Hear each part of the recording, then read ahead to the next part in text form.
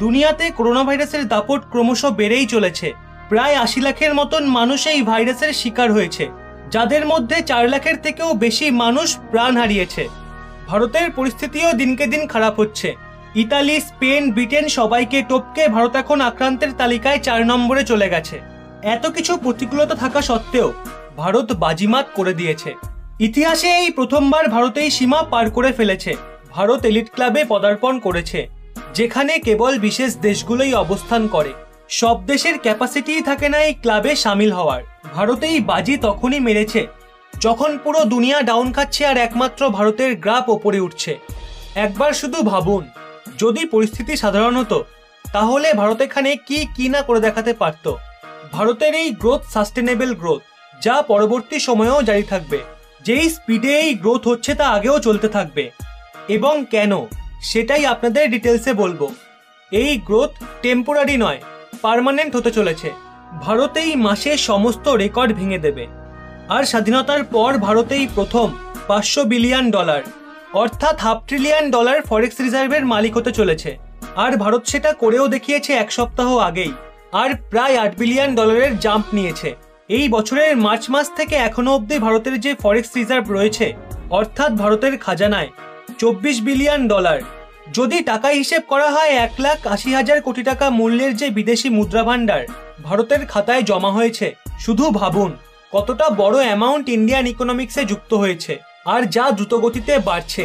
2 সপ্তাহ আগে ভারতের খাতায় এসেছিল $3 থেকে $4 বিলিয়ন, আগের সপ্তাহে এসেছিল $5 থেকে $6 বিলিয়ন, আর এই সপ্তাহে $8.5 বিলিয়ন ভারতের খাতায় এসেছে। ভারত কেবল $500 বিলিয়ন মার্ক ছোঁয়নি, ওর থেকেও ওপরে গেছে, প্রায় $501 বিলিয়ন। এক্সপার্টরা বলছেন এই গ্রোথ ভীষণই সাস্টেনেবল এবং হেলদি, যা আগেও জারি থাকবে। অনেকে আবার মনে করছেন এখন অয়েলের প্রাইস ডাউন যাচ্ছে, ভারত জিনিস কম কিনছে, ভারত কম আমদানি করছে, যার জন্য ভারতের সেভ হচ্ছে। কিন্তু একটা জিনিস লক্ষ্য করে দেখুন, এই গ্রোথ কিন্তু এক জায়গায় থেমে নেই, প্রতিনিয়ত বাড়ছে। অয়েলের প্রাইস হাই হলেও ভারতের এক্সপোর্ট পরেও বাড়তে থাকবে। ভারতের একটা বিশাল বড় কোম্পানি গ্লেনমার্ক আমেরিকার ফার্মা ইন্ডাস্ট্রিতে লাইসেন্স পেয়েছে ভীষণই মহত্বপূর্ণ অ্যাস্থেমেটিক মেডিসিন প্রস্তুতের। গত 2 সপ্তাহে ভারতের ফার্মা কোম্পানিগুলো 20টারও বেশি ভিন্ন ভিন্ন সেক্টরে লাইসেন্স পেয়েছে।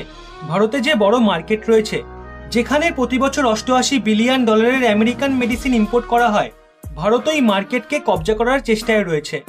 আর ভারত খুব জলদি পারমিশনও পাচ্ছে।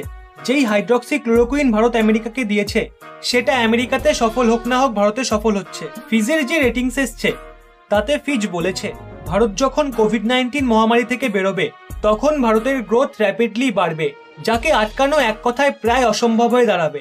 কোভিড-19 পর ভারতের কাছে যে বিশাল খাজানা রয়েছে, তার থেকে যদি সামান্য একটুও খরচ করা হয় তবে নিজের ইকোনমিকে গতি দিতে পারবে ভারত। কোনো দেশের কাছে যে ফরেক্স রিজার্ভ থাকে, তার মাধ্যমে নিজের ইকোনমিকে গতি দেয় ওই দেশ। চীনও এরকমটাই করেছিল, আর এখন ভারতও তাই করছে। কারণ ভারতের কাছে এখন বড় একটা অ্যামাউন্ট রয়েছে, যেটা আগে ভারতের কাছে ছিল না, যার জন্য সে নিজের ইকোনমিকে গতি দিতে পারেনি। ভারতের কাছে এখন যে অ্যামাউন্ট আছে তা 2021-এর শেষে $1 ট্রিলিয়ন ছুঁয়ে যেতে পারে।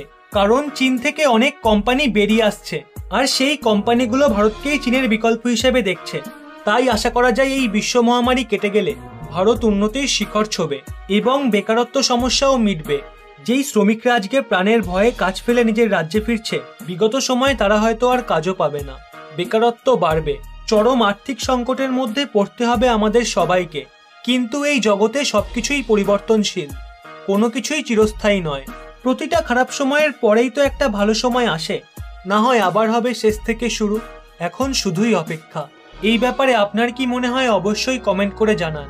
ভিডিওটি সবাইকে শেয়ার করে মনোবল জাগিয়ে রাখুন এবং এরকমই নিত্য নতুন তথ্য পেতে রহস্য বাংলা চ্যানেলটি সাবস্ক্রাইব করে পাশের বেল আইকনটি অল করে রাখুন।